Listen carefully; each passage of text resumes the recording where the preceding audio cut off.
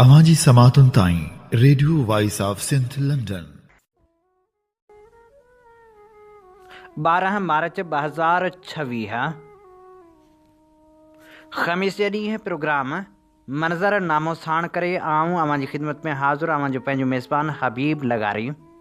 Programme जी शुरूआत में अवां लाइ इहा ई दुआ त शाल जितो हुजो सुख सलामती सां हुजो, कॾहिं बि ॾुखियो ॾींहुं न ॾिसो ऐं कॾहिं बि अवां जूं मुर्कूं मेरियूं न थियनि। दुनिया जी कुंड कुड़िछ में जिते बि रहो सिंध लाइ, सिंध वासियुनि लाइ ऐं दुनिया जे मज़लूम माण्हुनि लाइ जा खोड़ींदा रहो। शाल अवां जा ख़्वाब तबीरनि सां लही सघनि। प्रोग्राम मंज़रनामे में अॼु ॼाण जी कोशिशि कंदासीं त ईरान इसराइल जंग जे 12 ॾींहंनि दौरान छा वहियो वापरियो। जंग जे करे तेल बहरान पैदा थियो आहे, उन बहरान मां कीअं निकिरी सघिबो इन बाबति बि ॼाणण जी कोशिशि कंदासीं। सिंध पुलिस खे डेथ स्क्वाड बणिजण खां केरु रोकींदो इन बाबति ख़ुसूसी रिपोर्ट पिणु प्रोग्राम जो हिसो हूंदी। कामरेड ज़ुबैदा गांगरो खे भेटा पेश करण लाइ हमीदा गांगरो जो लेख प्रोग्राम जो हिसो हूंदो। उन सां गॾोगॾु आफ़िसरनि जे बहितर थियण जी ज़रूरत वारे मामले ते नामियारे सहाफ़ी मोहम्मद हनीफ़ जी गुफ़्तगू पिणु प्रोग्राम में शामिलु हूंदी। सिंध लाइ वर्ल्ड सिंधी कांग्रेस जी जदोजहद बाबति डॉक्टर लखू अलूहाणी जी ॻाल्हि ॿोल पिणु प्रोग्राम जो हिसो हूंदी। उन सां गॾोगॾु मुख़्तलिफ़ तजिया ऐं तबसरा प्रोग्राम जी ज़ीनत बणिजंदा। सभ खां पहिरियां इहो ॼाणण जी कोशिशि कंदासीं त ईरान इसराइल जंग जे 12 ॾींहंनि दौरान कहिड़ी सूरत हाल रही ऐं छा थींदो रहियो इन बाबति असीं अवां जे समातनि जी नज़र कंदासीं। ख़ुसूसी रिपोर्ट एलिज़ाबेथ जी इहा रिपोर्ट असीं अवां जी ख़िदमत में पेश करे रहिया आहियूं अल जज़ीरा जे ताउन सां। अमेरिका ऐं इसराइल जी ईरान ख़िलाफ़ जंग खे हाणे 12 ॾींहं थी चुका आहिनि। तारान जो चवणु आहे त मुल्क में लॻभॻि 10,000 शहरी हंधनि ते बमबारी कई वई आहे ऐं जंग शुरू थियण खां पोइ 1300 खां वधीक शहरी मारिजी विया आहिनि। ईरान जे केतिरनि ई हदफ़नि जिन में तहरान जो महराबाद एयरपोर्ट बि शामिलु आहे ते अंगारे जी राति हमला कया विया। उन सां गॾोगॾु ईरान बि इसराइल ऐं ख़लेजी इलाइक़नि में अमरीकी मुफ़ादनि ते जवाबी हमला जारी रखिया, जंहिं सबबि आलमी तवानाई मार्केटुनि में बि क़ीमतूं वधी वयूं आहिनि। साॻे वक़्तु वाशिंगटन में सियासी दबाव वधी रहियो आहे, जिते क़ानून साज़ जंग जे मक़सदनि बाबति अवामी ॿुधणियूं कराइण जो मुतालबो करे रहिया आहिनि ऐं हुकूमत जी हिकमत अमली ते सवाल उथारे रहिया आहिनि, ख़ासि तौर ते जॾहिं अमरीकी फ़ौजनि जे जानी नुक़सान में वाध थी रही आहे ऐं शहरी इलाइक़नि ते हमलनि जी जांच शुरू थी वई आहे। ईरान जो चवणु आहे त अमरीकी ऐं इसराइली फ़ौजनि मुल्क में लॻभॻि 10,000 शहरी हंधनि ते बमबारी कई आहे, जंहिं सबबि 28 फरवरी खां शुरू थियल जंग में 1300 खां वधीक शहरी मारिजी चुका आहिनि।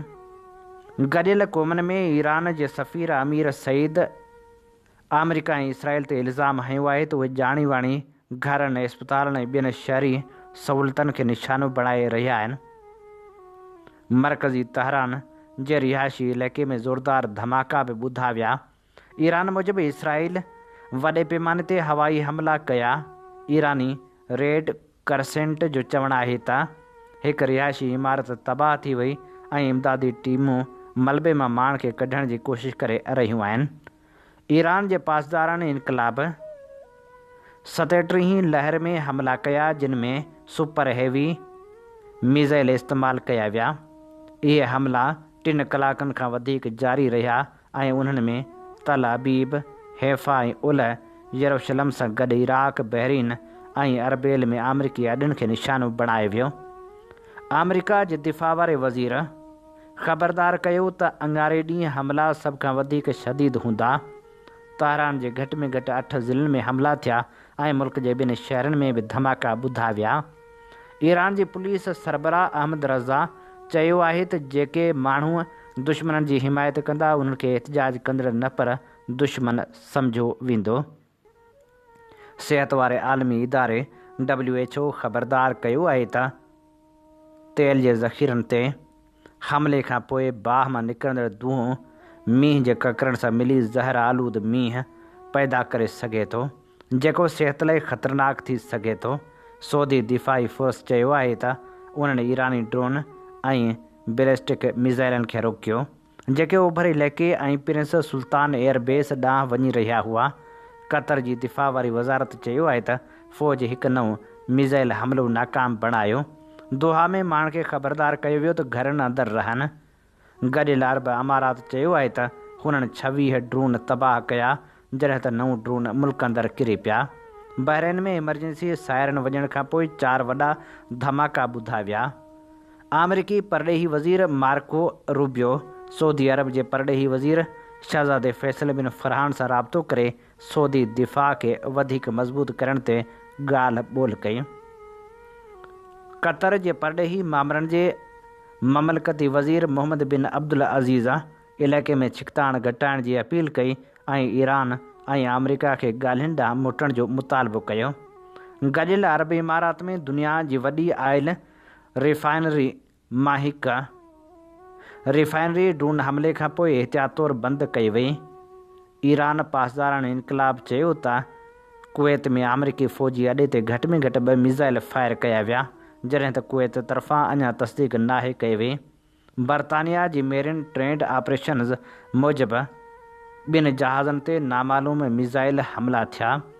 ईरान ख़बरदार कयो त हू इलाइक़े में अमरीकी ऐं इसराइली इदारनि सां लाॻापियल इक़्तिसादी मर्कज़नि ऐं बैंकनि खे बि निशानो बणाए सघे थो।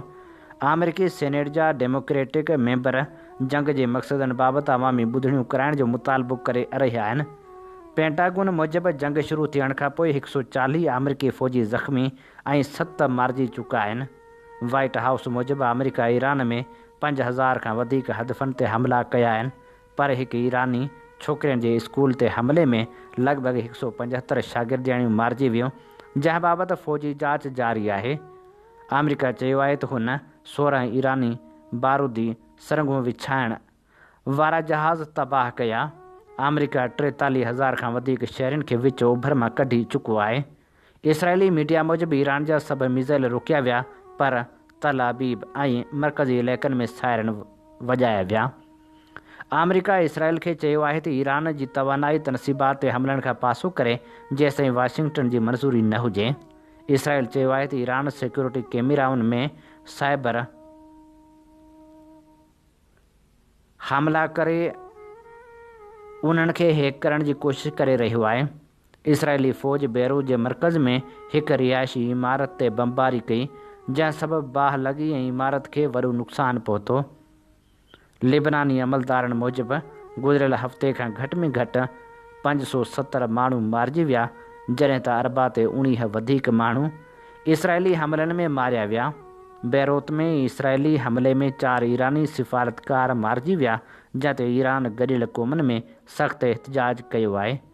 गॾियल क़ौमनि मूजिबि जंग सबबि 6,67,000 खां वधीक माण्हू बेघर थी चुका आहिनि। इराक़ जे वज़ीर अज़म अमरीकी परॾेही वज़ीर खे चयो आहे त मुल्क खे हमले लाइ लांच पैड तौरु इस्तेमालु न कयो वञे, छाकाणि त इराक़ में बि केतिरनि हंधनि ते हमला थिया आहिनि। हीअ असीं अव्हांजी ख़िदमत में पेश करे रहिया हुआसीं ईरान इसराइल जंग जे 12 ॾींहंनि दौरान पेश आयल मुख़्तलिफ़ वाक़िअनि बाबति ख़ुसूसी रिपोर्ट। हीअ रिपोर्ट असीं अव्हांजी ख़िदमत में पेश करे रहिया हुआसीं अल जज़ीरा जे ताउन सां। ईरान वारी जंग जे करे सॼी दुनिया तवानाई बहरान खे मुंहुं ॾेई रही आहे। इन सूरतहाल में बैनुल अक़वामी तवानाई एजेंसी 40 करोड़ बैरल तेल जारी करण जी मंज़ूरी ॾेई छॾी आहे। बैनुल अक़वामी तवानाई एजेंसी पारां ऐलान कयो वियो आहे त जेसिताईं ईरान तेल जो गुज़रगाह नथो खोले तेसिताईं 40 करोड़ बैरल तेल जारी कयो वेंदो, जॾहिं त तेल बैनुल अक़वामी तवानाई एजेंसीअ जे मेंबर मुल्कनि खे ॾिनो वेंदो। यादि रहे त हिन जा 32 मुल्क मेंबर आहिनि। हीअ 6हों भेरो आहे जॾहिं बैनुल अक़वामी तवानाई एजेंसी पारां तेल जारी कयो पियो वञे। इन खां अॻु 1991, 2005, 2011 ऐं 2022 में एजेंसी पारां तेल ॾिनो वियो हो। आलमी मार्केट में पिणु तेल जा अघ घटिजी रहिया आहिनि। उन जो ॿियनि मुल्कनि ते केतिरो असरु पवंदो इहा त ख़बर नाहे, पर पाकिस्तान वासियुनि खे उन जो को बि रिलीफ न मिली सघंदो इहो पाण ॼाणूं था, छो त आलमी मार्केट में तेल महांगो थियो। उहो तेल पहुचण खां अॻु में ई पाकिस्तानी हुकूमत 55 रुपया फ़ी लीटर इज़ाफ़ो करे छॾियो। आलमी मार्केट में तेल अघ घटि थियण बावजूदि पाकिस्तान में हुकूमत पेट्रोल ऐं डीज़ल जा अघ घटि न आहिनि कया। सोशल मीडिया ते हुकूमत खे तनक़ीद जो निशानो बणायो पियो वञे ऐं चयो पियो वञे त आलमी मंडी में तेल जूं क़ीमतूं 8% घटि थी वियूं आहिनि। छा अवाम दुश्मन हुकूमत पेट्रोल ऐं डीज़ल जे क़ीमतनि में कयल वाध वापसि वठंदी? जेका ॻाल्हि थींदे नज़र नथी अचे, छो त आलमी मार्केट में अघ घटिजण बावजूदि हुकूमत अञा ताईं तेल अघनि में लाथ करण जो को बि फ़ैसिलो न कयो आहे। हर शहरी खे फ़ी लीटर 55 रुपयनि जे हिसाब सां इज़ाफ़ी वरितल पैसा वापसि करण जो बि मुतालबो कयो पियो वञे। हुकूमत आवाम खां अॻुवाट हर लीटर ते 55 रुपया वधीक वसूल कया हुआ। जेकॾहिं आलमी मंडी में तेल ॿीहर सस्तो थी वियो आहे त छा हुकूमत उहा इज़ाफ़ी रक़म हर शहरी खे वापसि कंदी? पेट्रोलियम शयुनि जूं क़ीमतूं 1.5 महीने खां बि घटि अरसे में फ़ी लीटर 143 रुपया 93 पैसा वधायूं वयूं आहिनि। सिर्फ़ु 35 ॾींहनि में 4 भेरा क़ीमतूं वधायूं वयूं आहिनि। अहिड़े मुख़्तसर अरसे में हुकूमत अरबें रुपया अवाम खां वसूल करे चुकी आहे, जेको ज़ुल्म नाहे त छा आहे? पेट्रोलियम शयुनि जे क़ीमतनि में ज़ालमानी वाध वापसि वठणु घुरिजे, छो त आलमी मार्केट में क़ीमतूं ॿीहर पंहिंजी असल सितह ते अची वयूं आहिनि। सिंध जे हक़नि लाइ परॾेह में जेकॾहिं का तनज़ीम सगारो आवाज़ उथारे रही आहे त उहा वर्ल्ड सिंधी कांग्रेस आहे, जंहिंजा अॻुवान मुख़्तलिफ़ वक़्तनि ते सिंध जे हक़नि लाइ पंहिंजो किरदारु अदा कंदा रहनि था। औरतुनि जे आलमी ॾींहं जे हवाले सां थियल तक़रीब में वर्ल्ड सिंधी कांग्रेस जे अॻुवान डॉक्टर लखू लुहाणे जी कयल ॻाल्हि ॿोल अवां जे समातनि जी नज़र करियूं था, जंहिंमें हुन सिंध जी जदोजहद में वर्ल्ड सिंधी कांग्रेस जे किरदारु ऐं औरतुनि जे हक़नि बाबति गुफ़्तगू कई आहे। बेसिकली आऊं वर्ल्ड सिंधी कांग्रेस जो कारकुन आहियां ऐं वर्ल्ड सिंधी कांग्रेस जो कारकुन बि इन करे आहियां छाकाणि त वर्ल्ड सिंधी कांग्रेस सिंध जे मसइलनि ऐं सिंध जे माण्हुनि सां लाॻापियल आहे। मुख़्तसिर बैकग्राउंड त अॼु खां 38 साल अॻु में वर्ल्ड सिंधी कांग्रेस जो बुनियादु रखियो वियो ऐं उहो जेको बुनियादु रखियो वियो, उन जेको विज़न हो, उहो साईं GM सिद्धनू ऐं साईं GM सैद वर्ल्ड सिंधी कांग्रेस जो ताहयात चेयरमैन हो। ज़रूरत इन ॻाल्हि जी हुई। सिंध में ज़ाहिर आहे त जेका सियासी तहरीकूं हलियूं आहिनि, उन्हनि जा पंहिंजा अप्स एंड डाउन्स रहिया आहिनि। सिंध में तमामु सिंध जे माण्हुनि अज़ीमु शान सियासी तहरीकूं हलायूं आहिनि, वञूं जे ख़िलाफ़, मार्शल आर्ट जे ख़िलाफ़, ज़ुल्म ऐं जबर जे ख़िलाफ़। पर ज़रूरत इन ॻाल्हि जी हुई त सिंधी माण्हुनि जी जिदोजहद जो आवाज़ ॿाहिरीं दुनिया ताईं पहुचाइजे, छाकाणि त हीअ दुनिया का अलॻि नाहे। दुनिया खे ख़बर ई नाहे त असांजो छा हाल आहे। इहा ॻाल्हि तंहिंजे करे वर्ल्ड सिंधी कांग्रेस जो बुनियादु रखियो वियो। अॼु उनखे 38 साल थियनि था।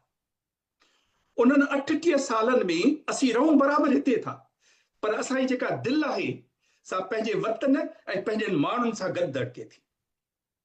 ऐं यानी जहिड़ो असांजो हाल आहे, उहो जेको बिटाई जो शहर आहे त मोहबत पाए मन में रंडा रोड़िया जिन। असां यानी हिकिड़ो ॿियो आहे त जो दम गाफ़िल सो दम काफ़र। असां कॾहिं बि यानी सिंध जे मसइलनि खां गाफ़िल न रहिया आहियूं।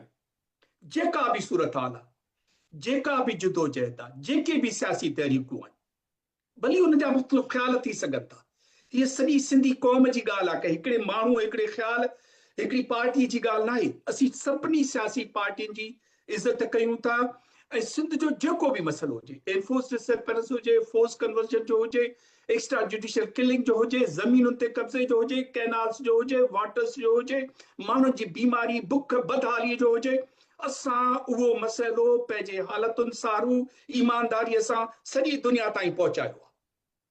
अच्छा, ऐं हिकिड़ा किरदार ते तव्हां नंढड़ी ॻाल्हि ॿुधाए छॾियां, पोइ बंदि कंदुसि।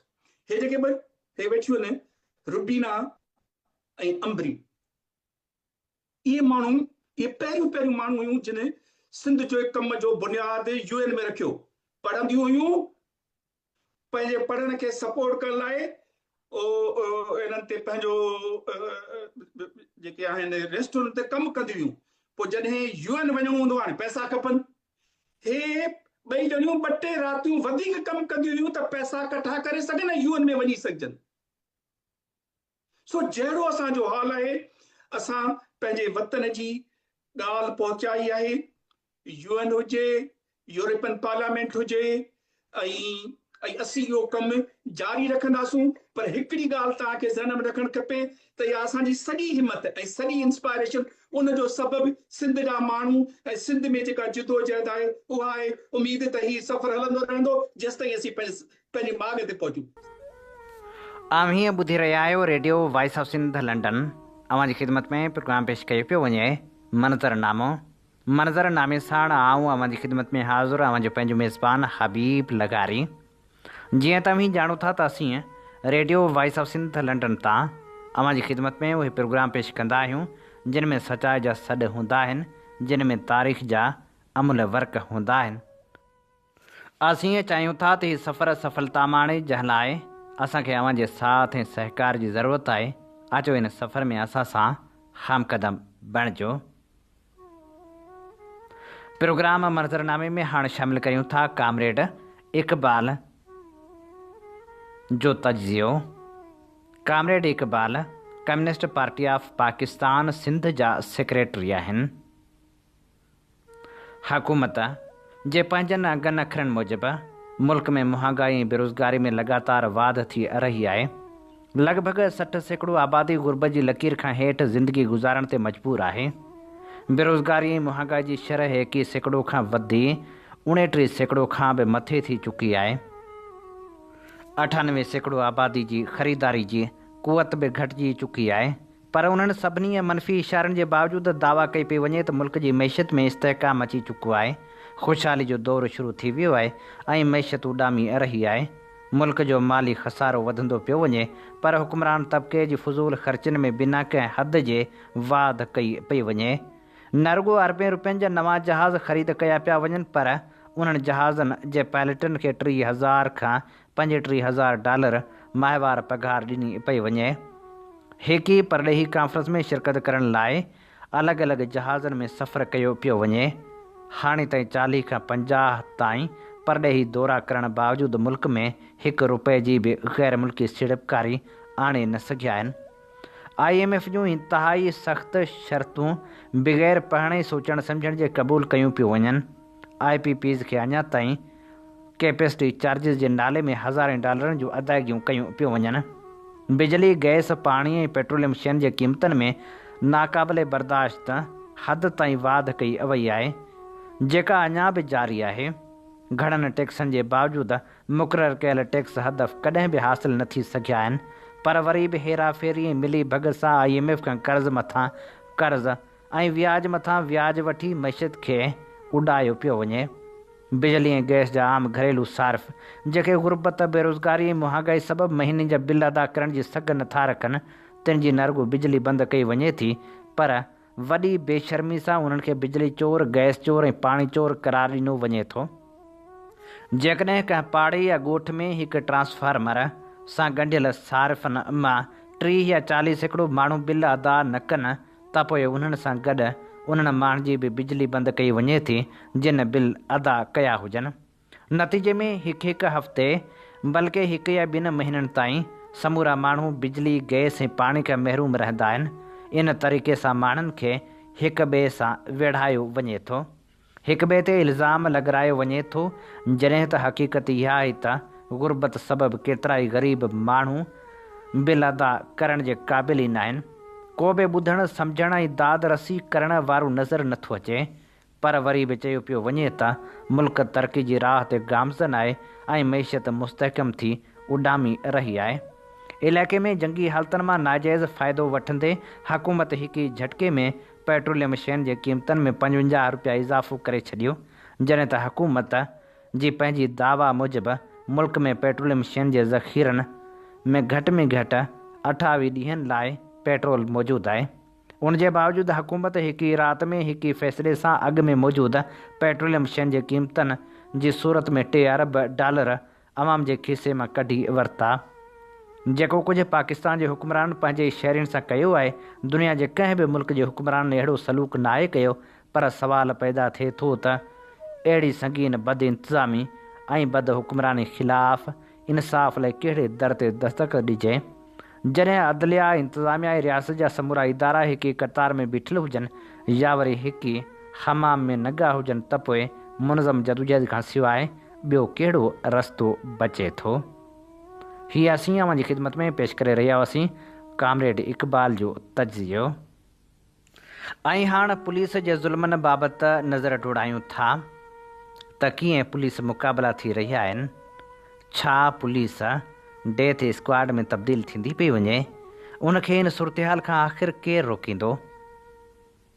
ख़ैरपुर जे इकनॉमिक ज़ोन वारे इलाइक़े में 2 नौजवाननि इरशाद मीराणी ऐं नूर मोहम्मद उर्फ़ आबिद बिरोही खे पुलिस मुक़ाबले में मारियो वियो।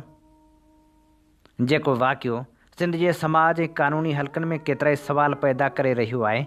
पुलिस जो मौक़िफ़ इहो आहे त उहे नौजवान मुबीना तौरु ॾोहारियुनि सां गॾु मुक़ाबले दौरान मारिया विया, जॾहिं त वारसनि ऐं मक़ामी माण्हुनि जो चवणु आहे त हक़ीक़त इन खां बिल्कुलु मुख़्तलिफ़ आहे।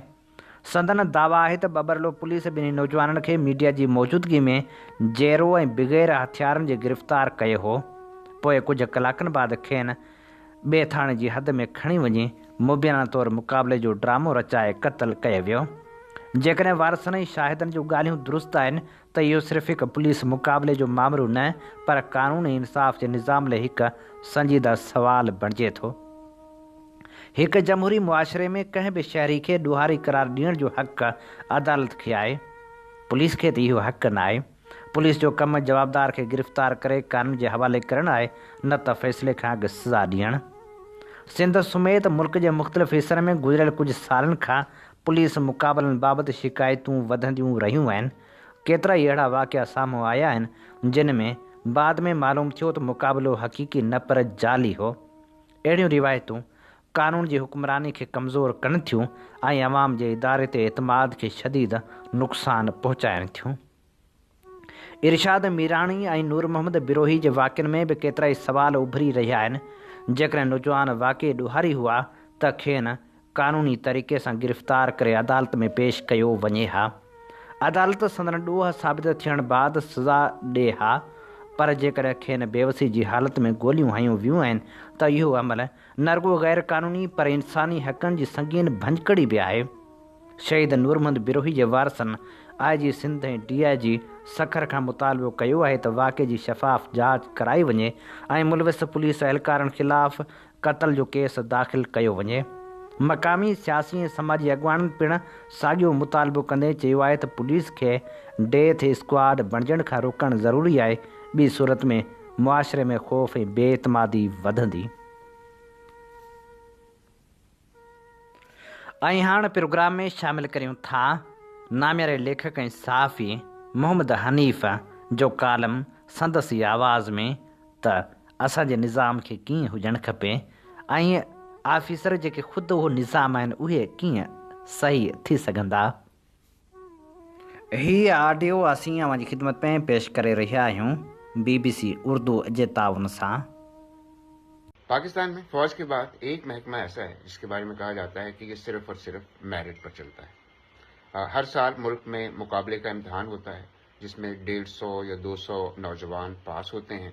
उनके इंटरव्यू करके उनको टेस्ट लेकर उसके बाद उनको हुक्मरानी की तरबियत दी जाती है। उनमें से कुछ सिविल इंतज़ामिया में जाते हैं, कुछ पुलिस में, कुछ कस्टम में, कुछ डिप्लोमेट बनते हैं और कुछ टैक्स वाले बन जाते हैं। कहा जा सकता है कि मुल्क के बेहतरीन दिमाग हैं, इनमें पसमानदा इलाकों से आए हुए लोग भी होते हैं, स्कूल टीचरों के बच्चे भी, और बाहर से डिग्रियां लेकर आने वाले भी। आते सब कौम की खिदमत के लिए हैं, लेकिन इन्हें हुक्मरानी की तरबियत कुछ इस तरह से दी जाती है कि जो सिविल इंतजामिया में आते हैं वो सबसे पहले काले चश्मे और बास्केट पहनकर बाजारों में निकलते हैं और नाजायज़ तजावुजात के खिलाफ मुहिम शुरू कर देते हैं, छाबड़ियाँ उलट देते हैं, रेड़ियाँ उठवा लेते हैं। जो पुलिस में जाते हैं वो वर्दी पहनते ही पहले नशइयों और बेकारियों से शहर को खाली कराने की कोशिश करते हैं। कौम की खिदमत करने के लिए कुछ के साथ कैमरा भी होता है जो साथ साथ सोशल मीडिया के लिए उनकी खिदमत रिकॉर्ड करता जाता है।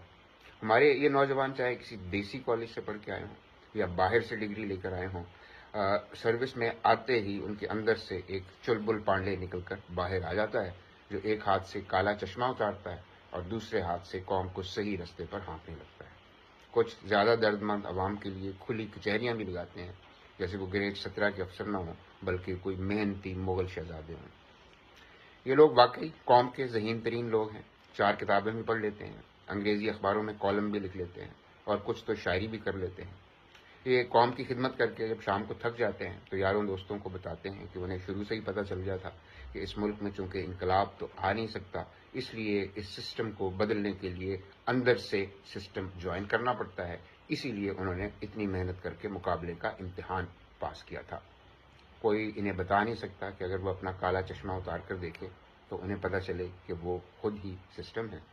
इस सिस्टम के खिलाफ लड़ते लड़ते जब वो थक जाएंगे, रिटायर हो जाएंगे, तो अपनी याददाश्तें लिखेंगे और हमें बताएंगे कि ये सिस्टम असल में कितना बुरा है। आम्ही ॿुधी रहिया आहियो प्रोग्राम मंज़रनामे साण आऊं अवां जी ख़िदमत में हाज़िर अवां जो पंहिंजो मेज़बान हबीब लगारी। हीउ प्रोग्राम अवां जी ख़िदमत में पेश कयो पियो वञे radio voice of Sindh London तां। जीअं तव्हीं ॼाणो था त असीं radio voice of Sindh London तां अवां जी ख़िदमत में उहे प्रोग्राम पेश कंदा आहियूं जिन में सचाई जा सॾ हूंदा आहिनि, जिन में तारीख़ जा अमल वर्क हूंदा आहिनि। असीं ईअं चाहियूं था त हीउ सफ़र सफलता माणे, जंहिं लाइ असांखे अवां जे साथ ऐं सहकार जी ज़रूरत आहे। आमी ईअं ॼाणो था त असीं radio voice of Sindh London खे कारोबारी मक़सदनि बदिरां निज क़ौमी ख़िदमत जी बुनियाद ते हलाए रहिया आहियूं। असांखे हिन सफ़र में अवां जे साथ सहकार ऐं माली ताउन जी ज़रूरत आहे। अचो हिन सफ़र में असां सां हमक़दम बणिजो, माली सहकार करियो ऐं उन सां गॾोगॾु असांजा प्रोग्राम पंहिंजनि दोस्तनि ताईं पहुचाइण में असांजा ॿेली बणिजो। असांजे यूट्यूब चैनल खे ज़रूरु सब्सक्राइब करियो। प्रोग्राम में हाणे शामिल करियूं था कामरेड ज़ुबैदा गांगरो जी यादि में लिखियलु लेख जेको लिखियो आहे हमीदा गांगरो। 8 मार्च जी तारीख़ जदोजहद जी अलामत तौरु अहम हैसियत रखे थी। इहो न विसारणु घुरिजे त वक़्तु हालतुनि सां कुझु ॻाल्हियुनि सां तब्दीली ऐं नवां लाड़ा पैदा थी सघनि था। बावजूदि उन जे त उन तारीख़ जी अहमियत मज़बूत किले वांगुरु तारीख़ी वर्कनि में अॾोल बीठल मिलंदी आहे। 8 मार्च वारे ॾींहं ते आऊं जदोजहद जाखोड़ क़ुर्बानी उमेद ते ज़िंदा रहण वारे हिकु किरदार खे यादि कंदुसि जेका मुंहिंजी भेण ज़ुबैदा गांगरो आहे, जेका कुझु ॾींहं अॻु विछड़ी वई। ज़ुबैदा गांगरो जी कथा बि वॾी अहमियत ऐं सुञाणप रखंदड़ आहे। बालक पिणी खां सम्झ भरी थी त नज़रियाती शऊर जी चादर मथे ते वेढ़े अॻिते क़दम वधायाई। संदसि जनम शाह इनायत शहीद जे नारे ऐं क़ुर्बानी ॾींदड़ हारी हक़दार सां वचन कंदड़ जदोजहद जी अलामत कामरेड हाशिम गांगरो जे घर थियो। पीउ जो साथ निभाइण लाइ निढे हूंदे खां हारी हक़दार जो ॻाढ़ो झंडो मज़बूती सां हथनि में पकड़े अॻिते क़दम वधाइण जी सिख्या वरिताई। कामरेड हाशिम गांगरो ॿारनि खे रांदीका वठी ॾियण बजाए खेनि अख़बारूं ऐं किताब वठी ॾियण खे तरजीह ॾिनी ऐं पोइ शौर जी दुनिया में ज़ुबैदा गांगरो, मुंहिंजी वॾी भेण ख़ुर्शीद गांगरो, निढी भेण हमीदा गांगरो, भाउ शफ़ात गांगरो ऐं फैज़ गांगरो जे असर हेठि रही जाखोड़ी सोच खे माठो थियणु न ॾिनाई। नंढे हूंदे खां इंसाफ़ ऐं हक़ घुरण जा बैनर ऐं प्ले कार्ड खणी पंहिंजे बाबा जी रहनुमाई में सियासी सफ़र जी शुरूआति कई। स्कूल खे कॉलेज जो दर्जो ॾियण लाइ मेहराबपुर हाई स्कूल जो एहतिजाज शीहे जी दीवार वांगुरु धमकियुनि जहिड़नि बेबुनियाद रवैयनि ऐं रुझाननि खेसि मायूस थियणु न ॾिनो। अदी ख़ुर्शीद जी जल्द शादी थी। हुन रोहड़ी सीमेंट फैक्ट्रीअ तनज़ीम जे साथी यूनियन जे अॻुवाण इसरार ख़ान जो घर वसायो, पर हुन पंहिंजी निढी भेण हमीदा गांगरो, जेका स्कूल यूनियन जी जनरल सेक्रेटरी हुई, तंहिं सां गॾिजी जदोजहद जे सिलसिले खे हलायो। आख़िर में पुरमन एहतजाज जुलूस जी शक्ल इख़्तियार कई, जंहिंमें शहर जे माण्हुनि ऐं दुकानदारनि शिरकत कई। पर जॾहिं हिकु कंपाउंडर क्लिनिक बंदि करणु लॻो त उनखे चयोसीं त तव्हां क्लिनिक खोलियो, जो अक्सर ॻोठनि जा मरीज़ इलाज लाइ ईंदा हुआ। तोड़ जो हमीदा गांगरो स्कूल जी जनरल सेक्रेटरी हुई, पर ज़ुबैदा गांगरो जो वर्ताव वॾी भेण वारो ऐं इस्लाह कंदड़ हुयो। जलूस दौरान पुलिस लाठीचार्ज करण जी कोशिशि कई, पर आदि ज़ुबैदा हिमत सां मुक़ाबिलो करे अॻिते वधणु लॻी। पुलिस जे लाठीचार्ज ते SNSF जो तनज़ीमी साथी मियादाद ख़ासखेली पुलिस ते मच्छरजी पियो त तव्हां असांजी भेण खे लठ कीअं हई। पोइ पुलिस बि थोरो पोइते थी ऐं मेहरापुर जे सोड़ियुनि घटियुनि मां निकिती त हुसैनी चौक ते ॼण पुलिस जो घेराव कयो वियो। नतीजे में पुलिस कंडियारो नवाबशाह ऐं नौशरो फिरोज़ खां घुराई वई, जेका शहर खां चङी तरह वाक़ुफ़ु न हुई। पोइ असांजो कामयाबु जुलूस आख़िर स्टेशन ते पहुतो। उतां ॿियनि जूं तक़रीरूं थियूं। जलूस दौरान ॾाहिरी, जंहिंजो नालो यादि नथो अचे, स्कूल फैलू हो, त गॾे खे बीठल ॾिसी चयो त हिन खे गिरफ़्तार कयो। 144 जी ख़िलाफ़ वर्ज़ी थो करे। बिल्कुलु ईअं जे मसरूर कमिश्नर जो नालो कुते ते लिखियो वियो हो, उन कुते खे बि शूट कयो वियो हो। हिन मुल्क जे इक़्तिदार माणींदड़नि जा पंहिंजा मयार आहिनि। इलेक्शन खां पहिरीं आवाम खां वोट वठणु वेंदा, पर इलेक्शन खां पोइ आवाम सां नाइंसाफ़ी ऐं इस्तहसाल जो रवैयो रखंदा आहिनि।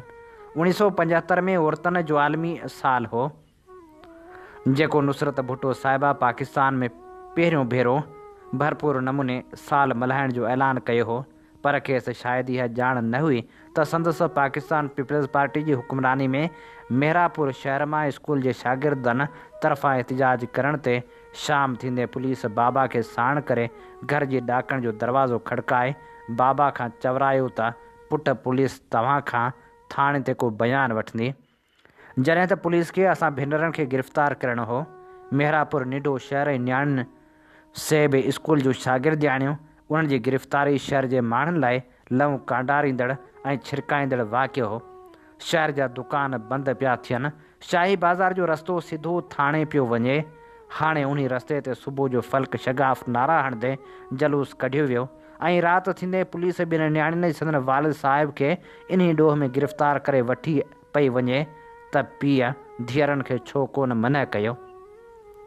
असां इहो त पढ़ंदा ऐं ॿुधंदा हुआसीं त कंहिं खूनी या चोर या धाड़ेल जी पकड़ में न अचण करे माइटनि खे हिरासां कयो वेंदो हो, पर बाबा ऐं ॿिन्ही धीअरनि जे कॉलेज जे मुतालबे करण खां न रोकण ते गिरफ़्तार कयो वियो। छा त जमहूरियत हुई। थाणे ते पहुचण वक़्तु साम्हूं सूबेदार कुर्सी ते फूकियो वेठो हो। बाबा खे घटि वधि ॻाल्हाइण सां गॾु ज़ुबैदा ऐं मूंखे बि तनज़े अंदाज़ में चवणु लॻो, हाणे थाणे जी खोली में नारा हणिजो। अदी ज़ुबैदा चयसि, एतिरियूं असां निंधड़कियूं न आहियूं, ॿाहिरि असांजा साथी आज़ादी जा नारा हणंदा। सूबेदार त कंध हेठि कयो। थोरी देरि में शहर जे चङे मुड़ुसु साहिब ॾिने खे चयो त हिननि ॿिन्ही ज़ुबैदा ऐं हमीदा खे घर वठी वञो, बाक़ी हिननि जे पीउ सां ॻाल्हायूं था। असां अञा घर पहुतासीं त वापसि साहिब ॾिनो मेमण आयो ऐं चयाईं त हाणे थाणे ते हलो, तव्हांजे बाबा तव्हांखे घुरायो आहे। हालांकि बाबा खे चालान करे कंडियारो थाणे वठी विया ऐं कंडियारो थाणे जो सूबेदार इस्माइल सोलंकी मेहरापुर मां गिरफ़्तार करे खेसि कंडियारो थाणे वठी वियो। सीउ तमामु घणो हो। अदी ज़ुबैदा इहो चयो त दिलि में नारा था हणूं त जीअं सीउ जो अहसासु न थिए।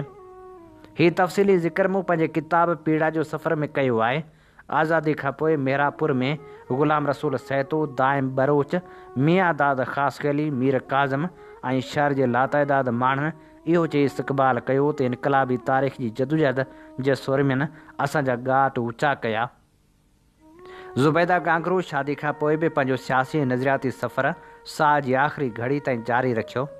संदसि वर अणपढ़ियल हो, पर निहायत समझदार हो। हुन ज़ाल ते रिवायती मर्दनि वांगुरु पाबंदी न मढ़ी, पर भरपूर आज़ादी ॾिनी।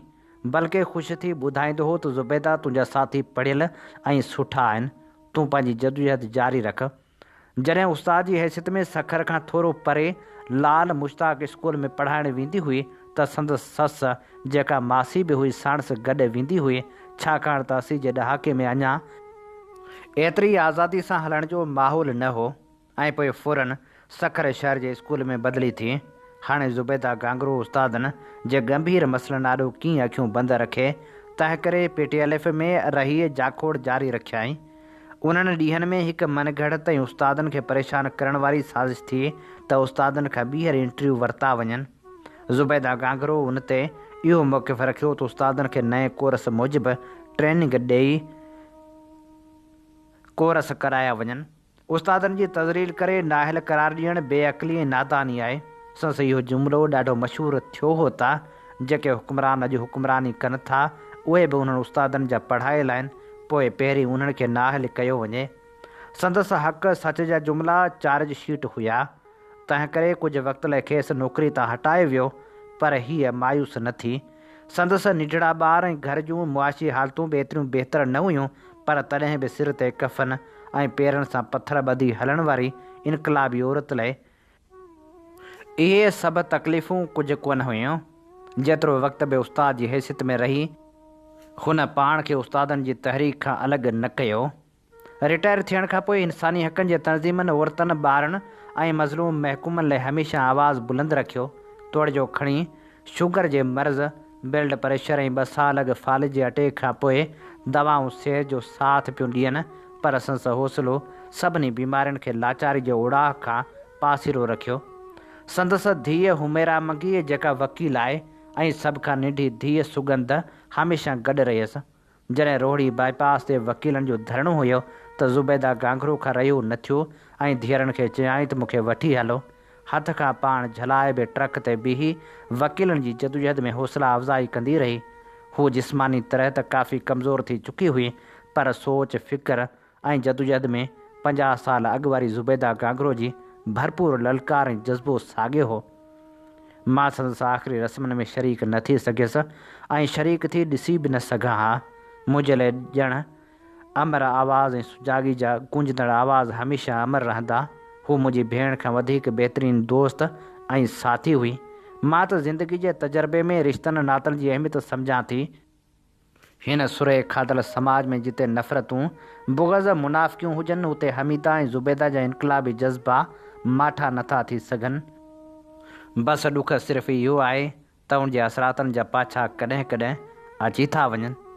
ज़ुबैदा गांगरो पंहिंजे वचन कयल ज़िंदगी सां मुहबत, प्यार, शफ़क़त, इंसानी जो नातो जोड़े वई आहे, जेको सिसी में साह ताईं रहंदो। वञण खां पोइ तारीख़ जे वर्कनि में ज़रूरु को पनो उथलाईंदे नज़र ईंदो। सो कामरेड ज़ुबैदा गांगरो 8 मार्च जी जदोजहद जे दौर जो तसलसल आहे। खेसि सुर्ख़ सलाम। हीअ असीं अव्हां जी ख़िदमत में पेश करे रहिया हुआसीं हमीदा गांगरो जो लिखियल लेख। इन ते ई प्रोग्राम मंज़रनामे जो वक़्तु पुॼाणी ते पहुचे थो। पंहिंजे मेज़बान हबीब लगारी खे इन साॻी दुआ सां ॾींदा इजाज़त। वसे भिट तुंहिंजी भलारा सदा, सदा देस परदेस सारा वसन। कॾहिं सींद सिंजी न मेरी थिए, कॾहिं मोड़ कंहिंजा न मुरझाए अचनि। अवां जी समातुनि ताईं radio voice of Sindh London.